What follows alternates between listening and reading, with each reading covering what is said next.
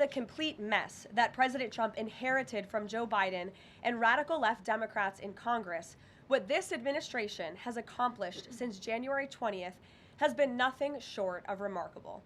While most politicians promise big on the campaign trail and break those promises once they get into office, President Trump promised big and has delivered even bigger. On the economic front, after inheriting the worst inflation crisis in over 4 decades, President Trump's pro-growth policies are making tremendous progress to make America affordable again. Under the painful Biden years, inflation reached a record high 9% and devoured Americans' purchasing power.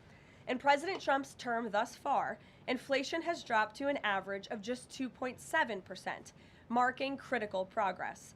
The Trump administration is working hard every single day to bring down the cost of living through bigger paychecks and lower prices. Real wages are finally on the rise again and on pace to increase to roughly $1,200 for the average American worker this year. Solid. To put that into perspective, real wages declined by almost $3,000 under the Biden administration. That means Americans right now are on track already to make up 1/3 of the $3,000 in lost wages under Joe Biden. There's much work to do, but this has already been significant progress. President Trump has also delivered resoundingly on his promise to end Joe Biden's insane war on American energy and make sure our country has reliable and affordable energy produced right here at home. As a result, the nationwide average for regular gas just fell to its lowest level in nearly 5 years.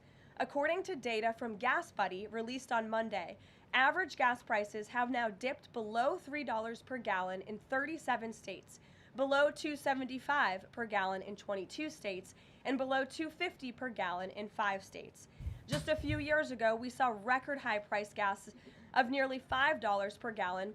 American families faced constant pain at the pump, and those costs caused the price of everything else to go up as well.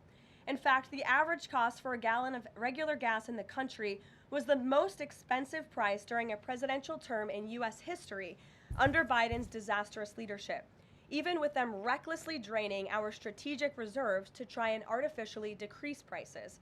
But thanks to President Trump, those days are long behind us. In the months ahead, Americans can expect prices to fall even further. We know that when gas gets cheaper, everything else gets cheaper too, and that's what this president is focusing on. Americans can also expect another boost to their bank accounts in the months ahead, as 2026 tax refund season is upon us after the holidays, and it's projected to be the largest ever thanks to President Trump's passage of the One Big Beautiful Bill. According to recent analysis from Piper Sandler, when Americans file their taxes early next year, their refunds could be about 1/3 larger than usual, or roughly an extra $1,000 per filer. That is money straight into the pockets of the American people. It's only because of President Trump and Republicans' leadership that Americans will now pay no tax on tips, overtime, and Social Security. President Trump and Republicans believe hardworking Americans deserve to keep more of their hard-earned money, but Democrats, on the other hand, every single one of them, voted against these massive tax cuts. So remember that the next time Democrats try to talk about affordability. Democrats don't have a single clue about how to make America more affordable. They just spent the last 4 years creating the very affordability crisis that President Trump is fixing right now. And if given the chance of power ever again, the Democrats will implement those same policies and jack inflation right back up to where it was. Absolutely. Finally, at the border, President Trump has restored America's sovereignty and made our country safe again. This is the single greatest and fastest national security victory in modern American history, and it's not even close. The latest preliminary numbers released from the month of November show we have the most secure border in our nation's history. This is a remarkable achievement. November encounters came in even lower than the previous historic low in October, if you can believe it. There were only 30,367 total encounters nationwide. That's lower than the previous record set in October. And for the 7th consecutive month, U.S. Border Patrol released 0 illegal aliens into the United States. Amazing, bro. Wow. 7 months of zero illegal Let's aliens go. being released into our country. This is a historic achievement, and it's one that every law-abiding American citizen should be grateful for. At this point, in 10 months under President Trump's unmatched leadership, we've seen less apprehensions overall than we saw in just 1 month under Joe Biden. Again, let me repeat, in 10 months under President Trump, we've seen less apprehensions at the southern border than we saw in 1 month under the previous president. Again, remarkable results. All in all, the economy is back on track and ready to boom over the next 3 years. Biden's inflation crisis is over, prices are coming down, wages are rising, the border is fully secure, and America's best days are to come. President Trump has kept his word and delivered for the American people over the past year, and he will not stop fighting, as you heard from him directly this week, until our country and every state in this country is better than ever before. So with that, I will take your questions today. I know there's a lot of news. We'll start with our new media seat. Mr. Bowling, it's great to see you here. He's of Real America's Voice. He's also the host of Edge, his interview and commentary podcast. Please, Eric, why don't you kick us off? Caroline, thank you very much for this and inviting me to the new media seat. As you Awesome. One day I'll be sitting there, guys. I'll be out there. I'll be asking questions from the White House. Can't wait. Let's do it. Affordability crisis. It strikes me energy prices have been coming down aggressively since President Trump's second term, approaching $55 a barrel. What's up, State Line? Gasoline, as you point out, under $3 a barrel nationally. First time in 5 years. By the way, that $55 a barrel oil is about half of the peak under the last 4 years of the last administration, half the price. Wholesale prices come down, yet affordability crisis, a lot of the folks in this room, a lot of legacy media, some of the people in the front row, seem to want to call this an affordability crisis right now, forgetting the fact that over the last 4 years prior, we hit 9% inflation, wages, as you point out, were stagnant at best, sometimes had dipped. That's a real affordability crisis there, but they weren't really calling it that then. You point out how President Trump is changing the affordability in America, but how will he ensure that the legacy media doesn't flip the script and change it so that they're using affordability as their word, their idea, versus what the American people who know much better? Yeah, well, it's a great question, Eric, and it's a point of frustration for the president and for myself. I will say that's part of the reason I just kicked off this briefing today, setting the record straight with facts about the economic mess that the president inherited from his predecessor, Joe Biden. And he's focused on digging our country and our economy out of that hole every day. Things are getting better, and they will continue to. And President Trump understands better than any politician in this city the pain that the American consumer has been feeling for years now because of the last administration's policies. You heard him in the great Commonwealth of Pennsylvania this past week campaigning and talking to these voters, saying, I was elected to fix this problem, and I am fixing it. Don't forget who created it, and that's the Democrats.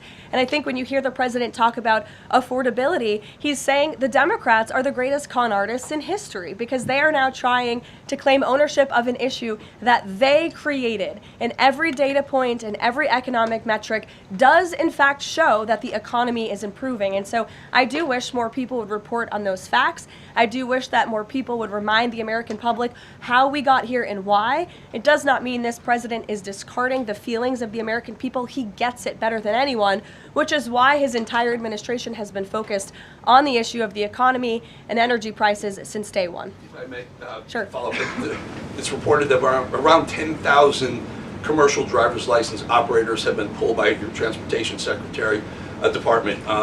Will the president apply that same metric? For the reason was the operators weren't speaking or reading English to a level that was safely, people thought they would safely be able to operate trucks on our roadways. It's estimated in California around 40% of Uber drivers, Uber and Lyft drivers, don't speak English proficiently, and the number's 45% in Minnesota. Will this same rule or metric apply to the gig economy like Uber and Lyft? So I don't have any announcements on further regulations, if you will, from the Department of Transportation with respect to this issue. However, I will just reiterate the Trump administration's position is that truck drivers, particularly those driving big rigs on our nation's road and highways, who have a great responsibility to keep the American public and their fellow citizens safe, should be speaking English and should have an ability to read English proficiently. I think that's a very common sense policy to have. And we've unfortunately seen, and the Department of Transportation has uncovered and is actively working to fix these state-sponsored commercial trucking driver licenses, which were going to people who are not qualified to be driving these massive trucks on American roads, and they're endangering the lives of our fellow citizens. We've unfortunately seen many vehicle accidents across the country where people have lost their lives because of drivers that were just simply unqualified to be driving these trucks. So I know this is something DOT and Secretary Duffy take very seriously. Peter. Thank you, Caroline. Based on the way that things stand right now, is Operation Southern Spear about drugs or is it about oil? What I will tell you, Peter, is that the Trump administration is focused on doing many things in the Western Hemisphere. The president has taken a new approach that has not been taken by any administration for quite some time to actually focus on what's going on in our own backyard. And there are two things that are very important to this administration. Number one, stopping the flow of illegal drugs into the United States of America, which we know has killed hundreds of thousands of Americans. The president promised on the campaign trail that he would demolish the foreign terrorist organizations and drug cartels around the world, especially right here in our own hemisphere, and you have seen that he is delivering on that promise. With respect to the oil and what happened yesterday, the Department of Justice requested and was approved for a warrant to seize a vessel because it's a sanctioned shadow vessel known for carrying black market sanctioned oil to the IRGC, which you know is a sanctioned entity. So the president is committed to stopping the illegal flow of drugs into our country. He's also fully committed to effectuating this administration's sanction policy, and that's what you saw and the world saw take place yesterday. And because you said the president is trying to do a lot of things at once. The guy's last question was pretty good. It was about, he mentioned truck drivers that do not know how to speak English and that are causing all those issues on the roads. He asked about Uber drivers and other what he called gig kind of companies operating with these people that are fresh immigrants. So that was a good question. But I want to know if they're going to do anything about people that are fresh immigrants that are coming here and going right away onto welfare and how long they're staying on welfare. And are we going to do something about that? Welfare is not meant to be a lifelong thing. If you're an able-bodied human, you should be able to, let's just say if you have to have it, you utilize it as a crutch to help you make it, over the next step or two in your life and then get off of it. So let's see if they mention that. I'm going to go grab a quick coffee right now. He talks a lot about how he thinks the way to bring down prices for everything would be to bring down the cost of energy. Would he use this seized Venezuelan oil to try to help Americans with affordability here in the United States? Well, what I can tell you right now, the vessel has been seized, as you know.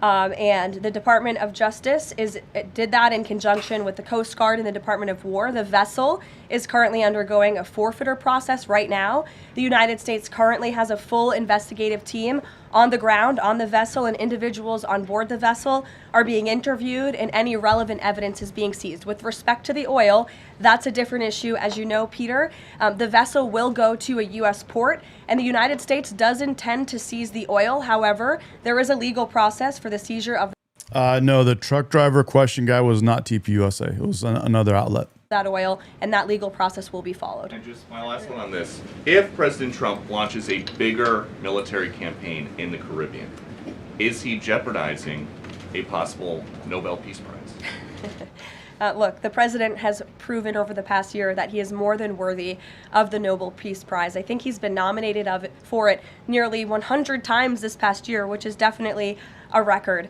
He's solved, I think, 9 conflicts around the world. We are up to now. He's actively working on the Russia-Ukraine war, which is the big one as we speak, and has been over the past year. With respect to any additional action in Venezuela, I'm definitely not going to get ahead of the president or the United States military. Mary. It now seems all but certain that the Obamacare subsidies will expire at the end of the year. It means more than 20 million Americans are now bracing for their health care costs to soar. Is the president prepared? They were soaring under the Unaffordable Care Act, not just because of the subsidies going away. And don't forget, these subsidies were supposed to go away. These were just temporary. And now they're trying to make this as if it's a Trump thing. No, it's not. It's only a Trump thing because the Democrats postponed it and so that it will expire on Trump's watch. To let this happen, or is he going to step in? The president is prepared to take action on health care, and he wants Republicans on the Hill to do the same. As you have seen, Senate Republicans put forth their own legislation earlier this week. As for the subsidies that are set to expire, I would like to remind you and everybody at home why this is on the brink of happening. Democrats wrote Obamacare. They passed it without a single Republican vote, and then they ballooned it with these expensive COVID subsidies that completely distorted the health insurance market. And then they doubled down, extending those subsidies and setting their own expiration date right now in 2025, which the administration is obviously well aware of, and we are working. The president is working with his healthcare policy team here at the White House, as well as Republicans on Capitol Hill, to find a solution. You said he's working to find a solution. He wants to see a solution to lower healthcare costs. He does. But these subsidies are expiring at the end of the year. So what is the plan, and what is he going to do to put this in place in the next 2-3 weeks? You'll hear more from the president and from the White House on that very soon. As for wanting a solution to lower healthcare costs, I'm glad you said it, because the president is doing just that. He has made unprecedented progress towards lowering healthcare costs in this country and drug prices. He's secured numerous most favored nation drug price deals, with many more to come. As you know, the One Big Beautiful Bill, the working family tax cut, significantly expanded access to health savings accounts for those on Obamacare. Again, a Democrat written program and approved program, which has led to higher healthcare costs in this country. So it goes back to the issue of affordability. Democrats are now pretending they want a solution to this issue, but they created the problem. The president and Republicans are currently coming up with creative solutions and ideas to lower healthcare costs for the American people, and you'll continue to hear more from them on that. I can't wait to hear about what the new plans will be to lower healthcare costs. And then Jolene in the chat says that I'm a liar.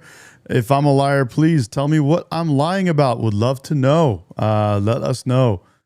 Before these is it just the hat? You see the hat and you just can't help yourself but call people liars and names? subsidies expire? I just said you're going to continue to hear more from the president and Republicans on this issue, I'm sure. Sure, Bloomberg, go ahead.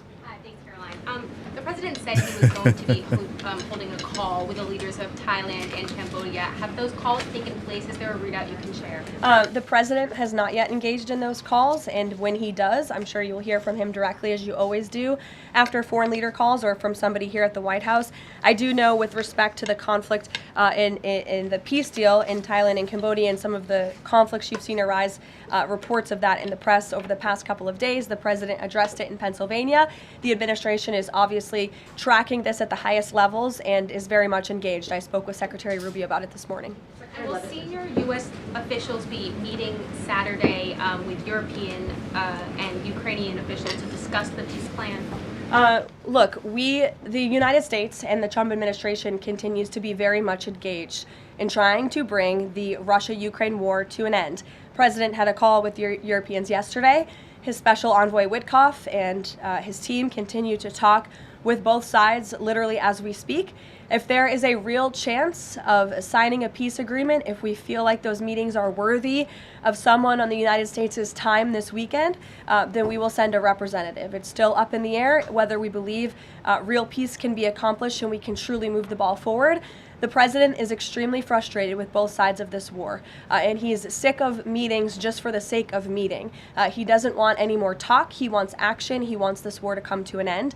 And the administration has spent more than 30 hours, just in the past couple of weeks, meeting with the Russians and the Ukrainians and the Europeans and speaking with them as well. So we'll see. Guys, in all reality, not we, but they need a new president. Zelensky, bro, is run his time. He's done. He's an actor. He should be on stage wearing, I don't know what kind of those Lululemon leggings and stuff. He needs to just continue to be a actor or actress or whatever it was he was doing. He's not fit to be a president. They need someone different. The guy has lost it. The guy has not had an election. The guy doesn't want the war to end so he can stay in power, because as soon as the war is over, he's going to have an election. And he knows he's out if he does, because the guy is a loser. See about the meetings this weekend, and stay tuned. President read President Zelensky's latest proposal that was sent over yesterday. He's aware of it, yes. Ed. Thanks, Caroline. The Fed chairman, the president says that he's interviewing candidates. So I just want to be clear. So the pick has not been locked in, and could we get an announcement before Christmas? I know every business outlet in the world is just chomping at the bit for a scoop or something on this Fed chair. And Rick Young says 80% of the people of Ukraine don't want to give up any territory. Well, no kidding, bro. Nobody wants to give up any territory ever. Ask anyone in the history of their world if they ever wanted to give up territory. They would never want to give up territory. But sometimes you play stupid games, and this happens. You know, why did Zelensky do what he did? Why did he push to do what he did with NATO and all that other crap, and push closer to Russia's borders and all that stuff? Dude, you can't run around playing dumb games and then blame everyone else when shit doesn't work out the way you want it to. It's not cool. I'm not going to get ahead of the president. I know there's been a lot of reports about potential meetings this week with potential candidates. Look, as always, this is a decision the president himself is going to make. And I know there's a lot of reporting out there from anonymous sources who claim to know something. I would wait and see what the president himself does and announces, and I certainly won't be the one to get ahead of him on that. On the economy, can I ask you about a Michael, go ahead. On the next Fed chair, does the president have an expectation that his pick will lower interest rates next year to his liking? I think the president has been quite clear about what he believes the Fed should be doing, which is lowering interest rates. I know there was a quarter-point reduction this past week, and the president was pleased to see that, but he thinks more should be done. Philip. Thank you, Caroline. On these advanced NVIDIA H200 chips, why is the president willing to allow China to have access to one of America's chief technological advantages? Look, I will tell you just a couple of things. The president put out his own statement on this, which I do think highlights his exact thinking. What you see from the president on Truth Social is most of the time what you hear from the president behind closed doors privately. He told President Xi that NVIDIA will only be shipping H200 products to approved customers in China under conditions that will allow for continued strong national security.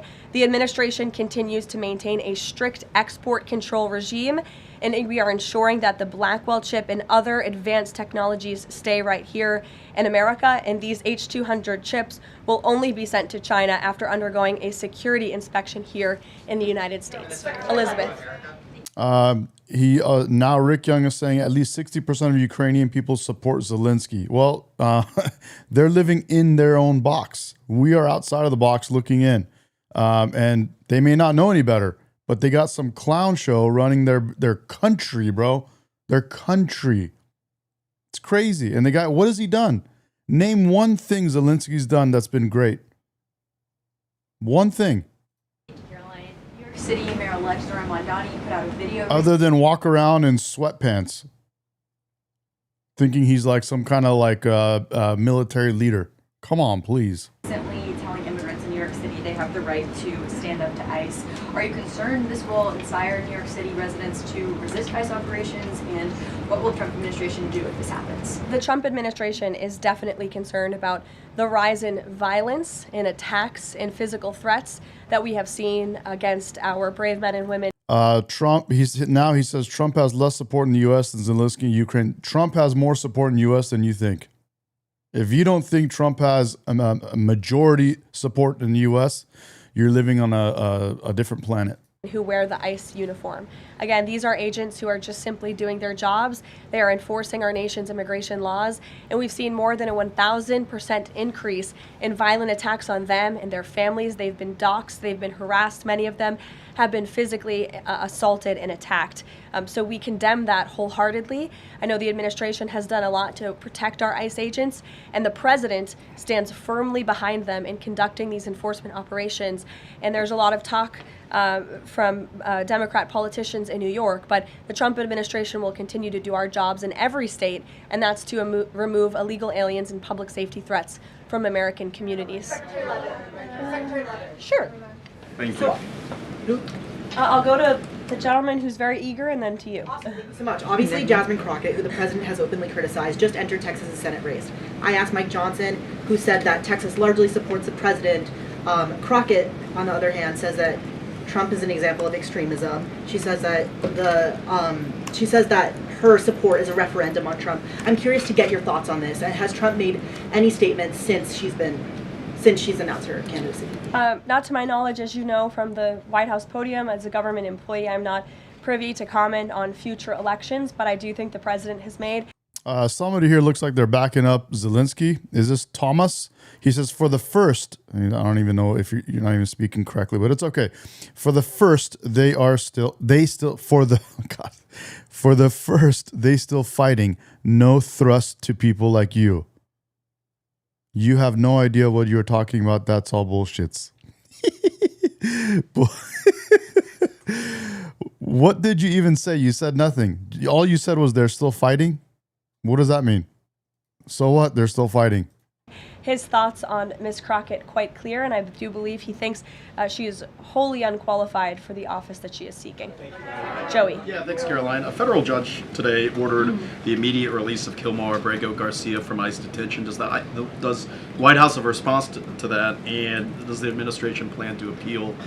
W. Anthony, bro, she's killing, bro. Love her, man. She's so good at responding to these reporters. Absolutely love it. That decision. Absolutely. The White House, the administration opposed this activism from a judge who is really acting as a judicial activist, which we've unfortunately seen in many cases across the country. Abrego Garcia is present in our country illegally.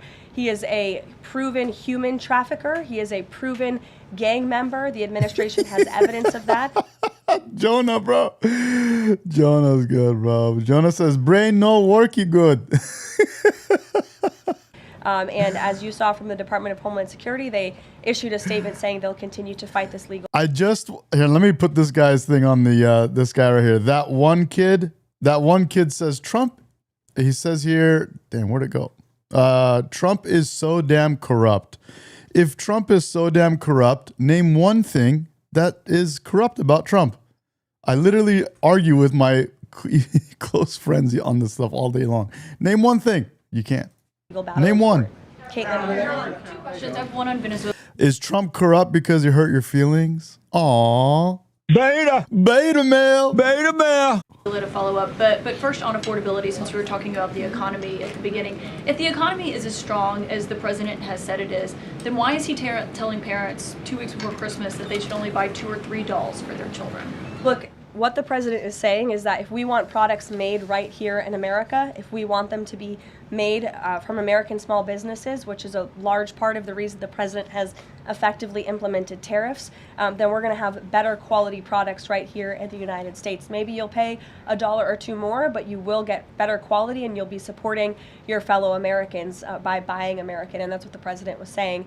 Again, with respect to affordability, every economic metric, Caitlin, and I wish you would report more on it, does in fact show that the economy is getting better and brighter than where it was under the previous administration. I will repeat, inflation as measured by the overall CPI has slowed to an average 2.5% pace. Real wages are increasing, roughly $1,200 for the average worker. Gas prices are down in almost every single state across the country. Again, in 22 states, it's below $275. You look at the tax cuts, those are going to go into effect next year. So the best is yet to come.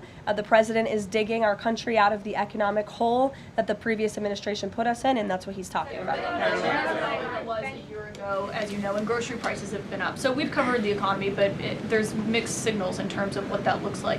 But on inflation is down from where it was. As measured by the overall CPI, it has slowed to an average 2.5% pace. This is down from what the president inherited. The president inherited 2.9% in January. Today it's at about 2.5%. So we're trending. Exactly. Those of you that have lost your minds and only listen to left side media, CNN, MSNBC, and just go down the list, the inflation was at 9% under Joe Biden, which was the highest in the last 45 years. He brought it down to 2.9% so that he could win a re-election. It didn't help him. And then Trump took that 2.9 and made sure that it stabilizes at 2.9 and now has lowered it to 2.5%. That's right. Trending in the right direction. And it's on its way down. That's why the Fed chair just came out yesterday live and said that the forecast going forward, starting first quarter of next year, is amazing. That's why they just lowered rates. With more to come, and I would remind you, when President Trump left office in his first term, inflation was 1.7%, and the previous administration jacked it up to a record high 9%. So again, in 10 months, the president has clawed us out of this hole. He's kept it low at 2.5%, and we believe that number is going to continue to decline, especially as energy and oil prices continue to decline as well. There you go. Beautifully, exactly what I just said. It wasn't high under Biden. They're just saying it's not. Well, nobody reported on it being high under Biden. My predecessor was standing at this podium, but now you want to ask me a lot of questions about it, which I'm happy to answer. But I will just add, there's a lot more scrutiny on this issue from this press corps than there was. Well, and the previous administration said that too. My predecessor stood up at this podium and she said inflation doesn't exist. She said the border was secure, and people like you just took her at her word, and those were two utter lies. Everything I'm telling you is the truth, backed by real factual data, and you just don't want to report on it because you want to push untrue narratives about the president. I love that, dude. Wow. Dude, Carolyn Levitt, the most amazing White House press secretary in the world. Dude, that is incredible. Just put them right in their places. When Joe Biden was in the office, they didn't ask any of these questions. Now all of a sudden, and then, by the way, she's right. When pressed about it, her predecessor said there's no such thing as inflation. Go ahead. I'm not God, let's listen to that one more time, guys. My predecessor was standing at this podium, but now you want to ask me a lot of questions about it, which I'm happy to answer. But I will just add, there's a lot more scrutiny on this issue from this press corps than there was. Well, and the previous administration said that too. My predecessor stood up at this podium and she said inflation doesn't exist. She said the border was secure, and people like you just took her at her word, and those were two utter lies. Everything I'm telling you is the truth, backed by real factual data, and you just don't want to report on it because you want to push untrue narratives about the president. Hell yeah, Ray Adams. Go ahead. I'm not going to take your follow-up. Go ahead. Does the White House is the White House optimistic? She said there's no inflation. She said the borders were secure. Those were both lies, dude. About the upcoming redistricting vote in Indiana and what happens if it fails? We'll see how the vote plays out. That's a political matter and, frankly, a legal one, and I won't comment on it here.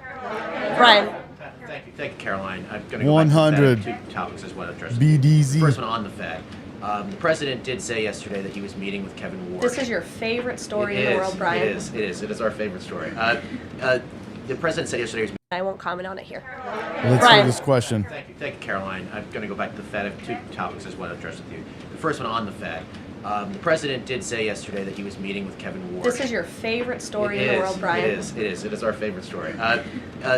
The president said yesterday he was meeting with Kevin Warsh to talk about the Fed chair, interview for a Fed chair role. Can you just say how that interview went with him? I won't comment on private meetings without the president's approval to do so. And the second thing is on the Netflix Warner Brothers deal. The president did address this also yesterday. He said that he believes that the sale of CNN should be attached to that deal with Netflix or with Paramount if anything happens down the road with them.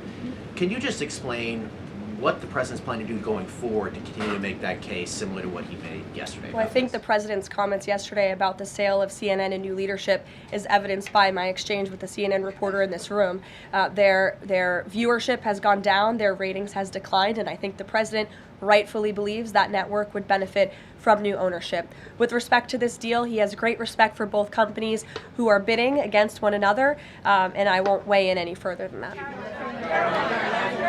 In the back, go ahead. Thank you. I wasn't calling on either of you, but I'll take both your questions and then to you. Go ahead. I have two questions. One is South Korea, one on the Japan. First question, the recent U.S.-South Korea trade fact sheet made no mention of agricultural product. Does the United States want to completely open its rice and beef market to South Korea? And second question on Japan. China is using its military power to surround Okinawa, Japan. Is the United States concerned about the military conflict between China and Japan? And what action will the United States take? Okay. To your first question on South Korean beef or beef export to South Korea, I will check with our trade team and we will get you an answer on that. To your second question with respect to Japan and China, the president has a phenomenal relationship with the new Prime Minister of Japan, as you know. He was pleased to meet her when we went to Asia a couple of months ago, and they have spoken a few times since. They continue to be engaged with one another, and Japan is a great ally of the United States, as evidenced by their personal relationship and our continued trade relations with Japan. With respect to China, the president also has a good working relationship with President Xi, which he believes is a good thing for our country, and he believes that the United States should be in a position to have a good working relationship with China while maintaining our very strong alliance with Japan. Go ahead. Yesterday, President Trump was speaking about drug production in Colombia. He said that the president... Bro, Japan is coming through, bro. Japan is on it, man. They are so good. The new prime minister is a female conservative who loves sports cars, who drives a manual a Toyota Supra. What was it? The CEO of Toyota was all maggot out. It's so good, bro. Colombia They're coming through. Wise up, or he's gonna be next. What was he meaning exactly? And the other thing is that President Gustavo Petro of Colombia responded to that statement by issuing a formal invitation to President Trump to go to Colombia and to see firsthand how the authorities in Colombia are fighting against drugs. Do you think that President Trump would consider that? Well, that's very interesting. I hadn't heard the news about that invitation. I will let the president speak directly to it on whether or not that's something he would entertain. But as for his comments yesterday towards President Petro, he has been saying some very alarming and frankly insulting things towards the United States of America, and the president doesn't like it. Yes, in the blue. Caroline? Yes, go ahead. Thank you. The president's been spotted out and about a number of times with bandages on his hands. Could you please explain what that is about? Secondly, he noted on Truth Social the other day that he had aced 3 cognitive tests. Could you please clarify when those tests took place? I can do that at a later date. I obviously don't have that in front of me. The president has spoken about that quite extensively throughout the years. As for the bandages on the hand, we've also given you an explanation for that in the past. The president is literally constantly shaking hands. The Oval Office is like Grand Central Terminal. He is meeting with more people than any of you even know about on a daily basis. He's also on a daily aspirin regimen. I always say it, man. This president, Donald Trump, the Great White Hope. The Great White Hope. He is doing circles around all of the Democratic leaders, all of our political leaders in our country right now. Nobody can keep up with President Trump. And they want to talk about his health. They want to say something about him being sleepy. Did they forget about Sleepy Joe? You guys out of your minds? Which is something his physical examinations has said in the past as well, which can contribute to that bruising that you see. Thank you, Caroline. Back to that oil tanker, just want to know, was this a one-off, or is it safe to say the administration is taking a more active look at the oil industry in Venezuela, whether targeting other oil ships or perhaps Venezuelan oil production facilities in Venezuela? Well, I won't broadcast any future actions from the administration, but I will just reiterate that the Trump administration is executing on the president's sanction policies and the sanction policies of the United States. And bro, imagine having Jesse Lee Peterson on my show. I would love that, bro. That would be sick. And I pull out his own sound bites for him. Imagine if I pull this one out on him. Beta bear. That's a lie. That's a lie.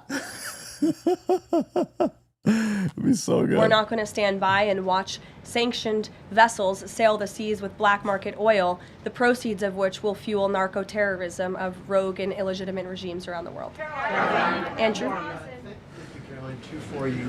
First, when the president announced the farm relief program the other day, Secretary Rollins afterwards, right out there, told us that the program would be paid for by the Commodity Credit Corporation, an existing program. The president keeps saying that it's being paid for by tariff revenue. Why does he keep saying that if the secretary who's running the program says that's not the case? And also about his doll comments from the other night. The president's a billionaire. He's probably the wealthiest person to ever serve as president. Is it a good thing for him to be telling parents, oh, you should only buy, $2 or $3 for your kids, when he's one of the wealthiest people in the country running the government? Do you think the people in that room in Pennsylvania who the president was speaking to don't know the president's a billionaire? I think that's a very well-established fact. And actually, I think it's one of the many reasons they reelected him back to this office. You know what? I like the way that Trump said your kids don't need 900 million dolls. I do like that, because it's very obvious that all we do for these kids these days is overbuy all kinds of extra redundant toys where they just grab them. They just want to unbox it and throw it in the corner. Unbox another one, throw it in the corner.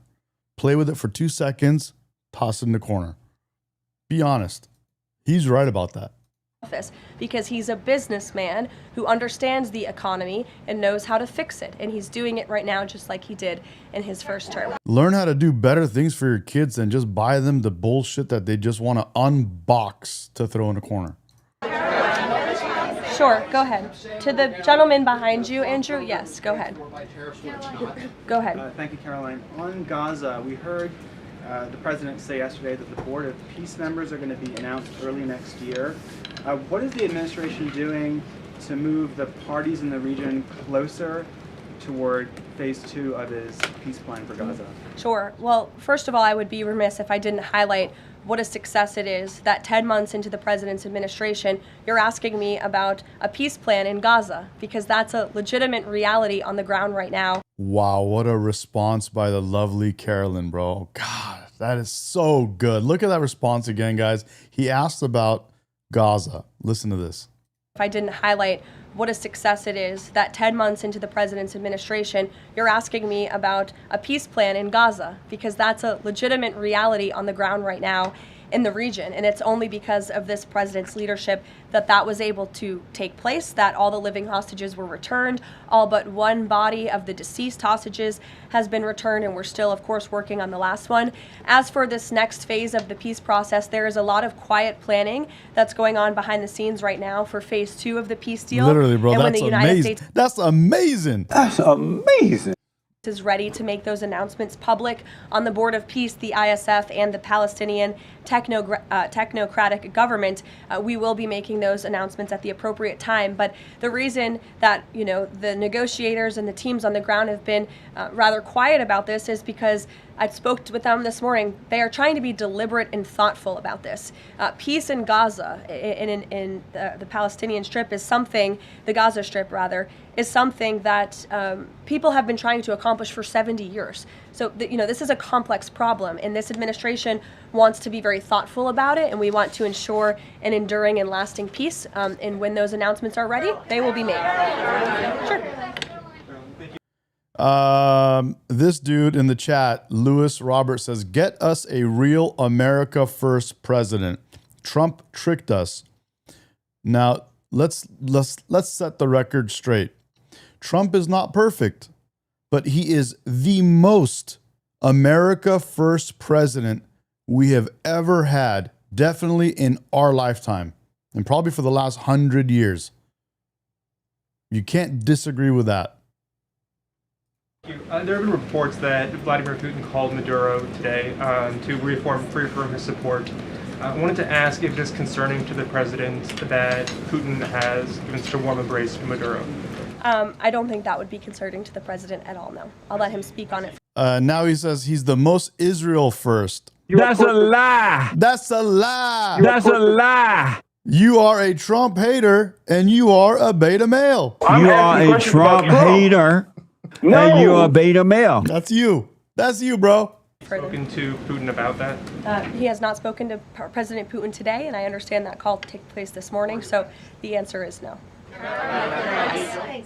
Question about the ACA, but just first very quickly clarifying Caitlin's question. You acknowledged that CPI in January when you took office was 3%, and in September, the last month for which we have data, it was also 3%, so inflation. No, it's 2.5%. Not in September, it was 3%. It's 2.5%, the average CPI right now. I have it in front of me.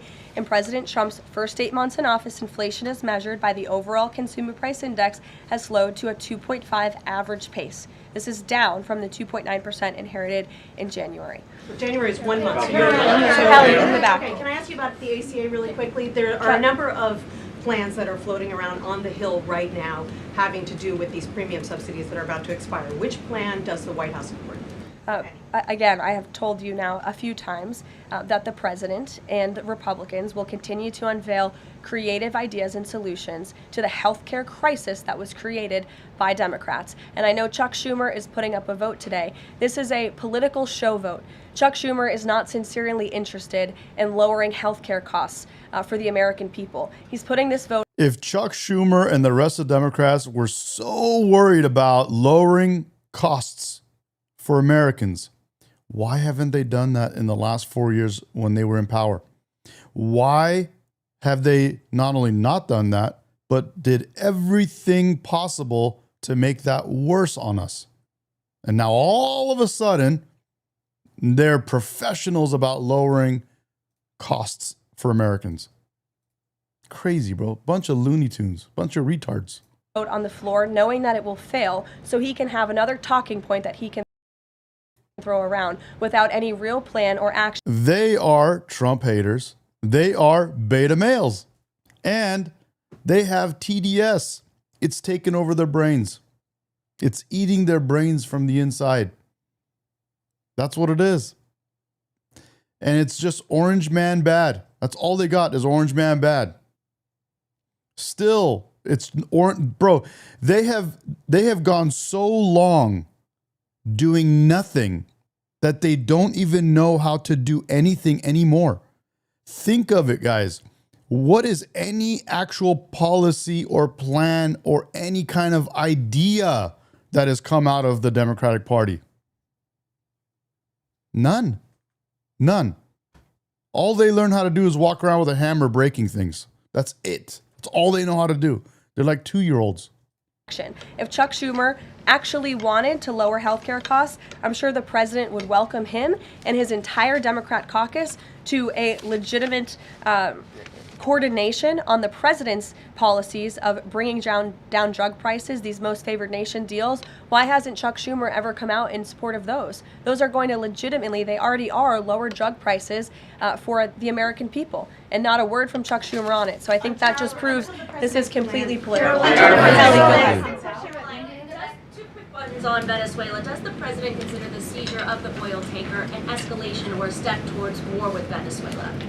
I think the president considers the seizure of the oil tanker as effectuating the administration's sanction policies, which I've already discussed previously. Potential invasion or potential land strikes in Venezuela aligned with the president's supporters, the MAGA base, does it risk the potential for a prolonged war and U.S. troops involved in that? Prolonged war is definitely not something this president is interested in. He's been very clear about that. He wants peace. He also wants to see the end of illegal drugs being trafficked into the United States and taking the lives of hundreds of thousands of Americans across our country. And he's thinking about that every day here at the White House. With every drug boat that is taken out by this administration, we are saving thousands of lives by deterring those drugs and stopping those drugs from flowing into our country. You will all, excuse me, you'll all hear, excuse me, you will all see the president tonight. He'll be making remarks at the Congressional Christmas Ball, which will be taking place here at the White House. And later this afternoon, he will be signing some congressional bills and executive orders that we, as always, will keep you apprised of. Thanks, guys. Can you say a word about the call with Modi?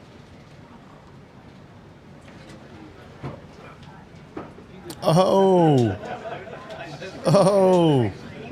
She cut it short. We wanted more Carolyn, bro. We wanted more Carolyn. No, don't do that to us. Guys, that's all they know how to do is run around with a hammer and break things. And then they want to come to us and complain. How come inflation? How come cost of goods? How come this? How come that? Dude, do something. What is this? Some kind of explosion. What happened here? Hayward, California. Explosion and fire in Hayward, California. Yeah, that's all they're doing, guys. Running around complaining about problems that they created. That's all it is. You know, and we're sitting here and Trump has to respond to all this nonsense. But he figured it out. He's used to it. He doesn't care. He deals with it. He moves on. He does what's right for the American people. He keeps signing in those executive orders. Keeps going. No more men and women's locker rooms. No more men and women's sports. No more people bum rushing our country like it's open field day, just running our country illegally. No more of that. That's gone. It's done. We're done with that. So anyway, a lot of stuff. We can just go on and on down the list, but super happy. Again, Trump is not perfect, and we'll never. None of us are perfect. You're not perfect. I'm not perfect. Trump is not perfect. And matter of fact, actually, I thought with all these investigations and all this stuff they put him through, they'd find something, and they haven't found a single thing. It's absolutely bonkers. I thought they'd find something. I was like, dude, they got to find something. They got to find something, bro. They didn't find nothing. Anyway, guys, thanks for joining the stream. That was a quick White House press briefing, and appreciate you guys joining me. Thank you for subscribing. I come on and give you guys live streams almost every day and almost every evening, every morning and evening, actually. I'm going to put out another video. I just put out a video yesterday. We'll put out another one today. Good video. Good one. Follow me on Instagram, medication with a K. Link is in my channel. And appreciate you guys again. Thank you so much for supporting me. Have a good day. And I'm going to put a little video on to close us out on our way out. And I'll see you guys later. Thanks. Bye. We have a president who actually fulfilled the promises he made during the campaign. Securing the border to foreign policy. He now has a record as president that's pretty damn impressive. We are all Charlie Kirk! Why do you blame the Biden administration? Because they let him in. Are you stupid? Are you a stupid person? Because they came in on a plane along with thousands of other people that shouldn't be here, and you're just asking questions because you're a stupid person. In that same year, you had the left side destroying Teslas, destroying Tesla buildings, committing violence. And they used the other pen and everything. He didn't approve this stuff. They want to take away my freedom because I will never let them take away your freedom.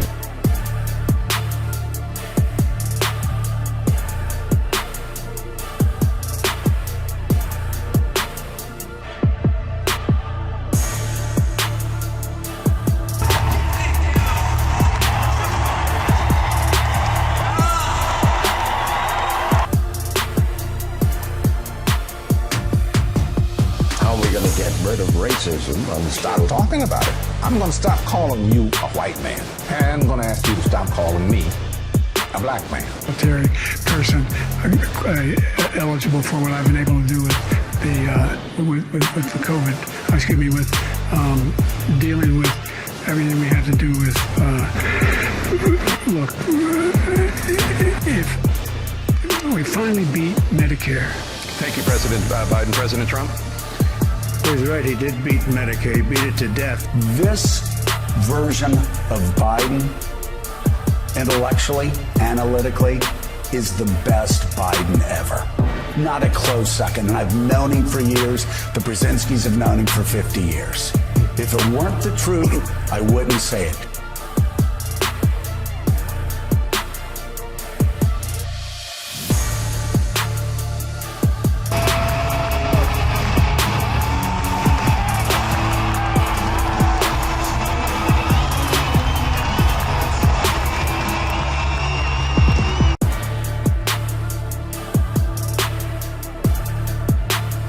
They want the Statue of Liberty back. So is President Trump going to send the Statue of Liberty back to France?